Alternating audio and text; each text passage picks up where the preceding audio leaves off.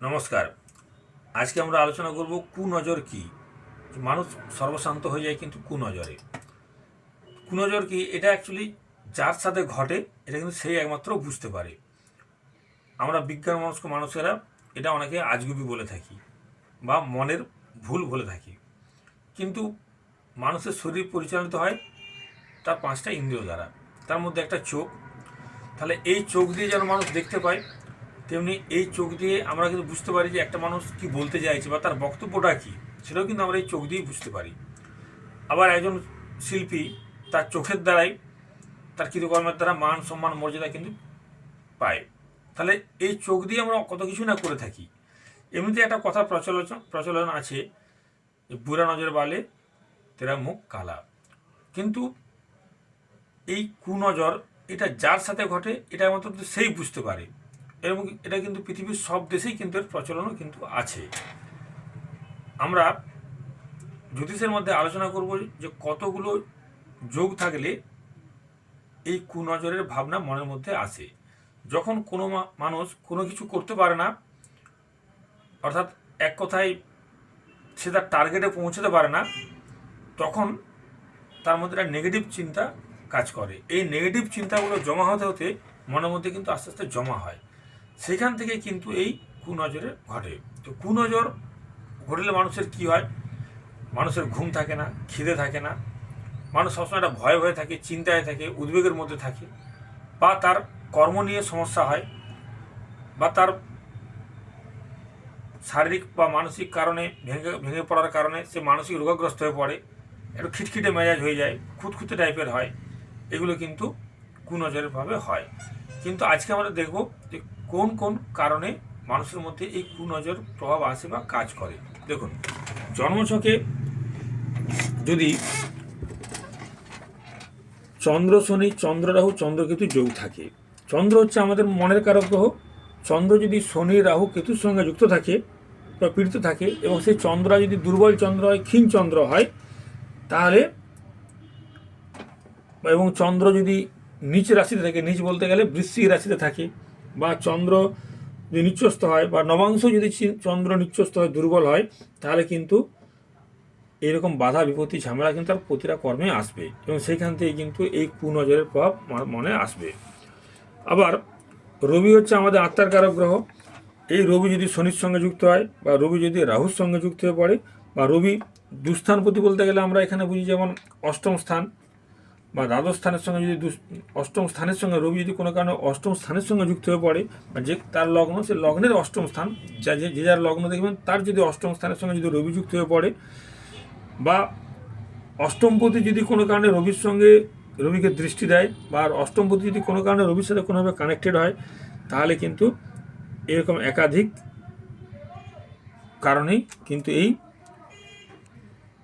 মানসিক সমস্যা আসে, বা কোনো কাজে অগ্রগতি হয় না। তখন আমরা বলি যে এর উপর কুনজর পড়েছে। তাহলে রবি যদি অষ্টমপতির সঙ্গে কানেক্টেড হয়, বা কোনোরকমভাবে কানেক্টেড হয়, বা অষ্টমভাবে এসে বসে, রবি যদি নিচ্চস্থ হয়, বা রবি শনি যুক্ত হয়, বা রবি রাহু যুক্ত হয়, তাহলে কিন্তু এই সমস্যা আসতে পারে। আবার বুধ হচ্ছে বুদ্ধির কারক গ্রহ।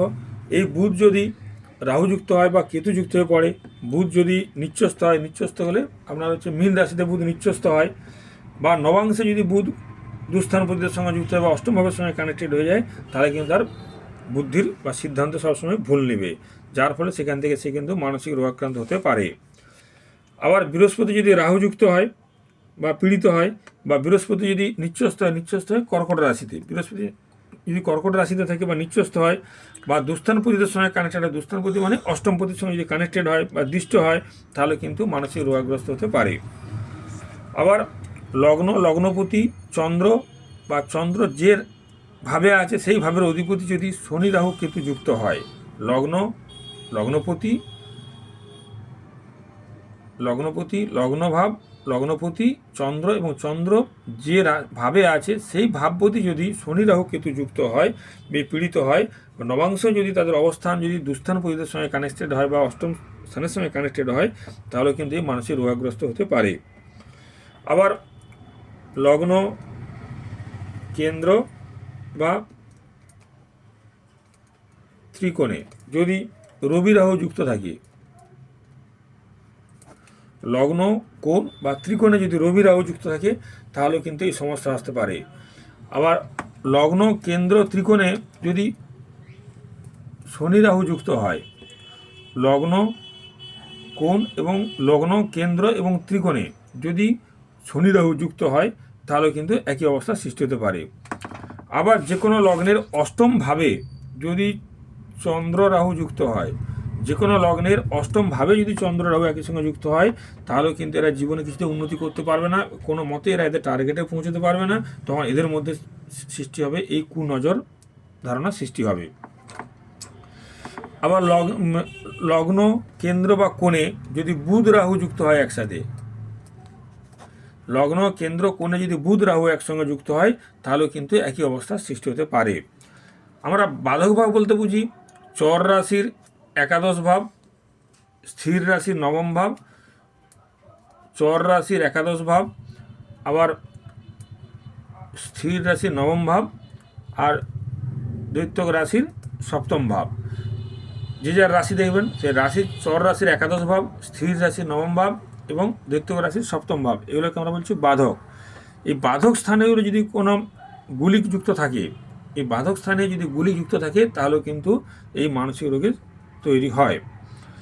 তো এই যোগগুলো থাকলে তাহলে ওই ব্যক্তির মধ্যে কুনজরের ধারণা আসবে, বা ওই ব্যক্তি যখন কোনো কাজ করতে পারবে না, কোনো কাজে উৎসাহ পাবে না, বা কোনো টার্গেটে পৌঁছতে পারবে না, তার মধ্যে নেগেটিভ চিন্তা জমা হবে। সেই নেগেটিভ চিন্তা থেকেই এই কুনজরের ধারণা কিন্তু আসবে।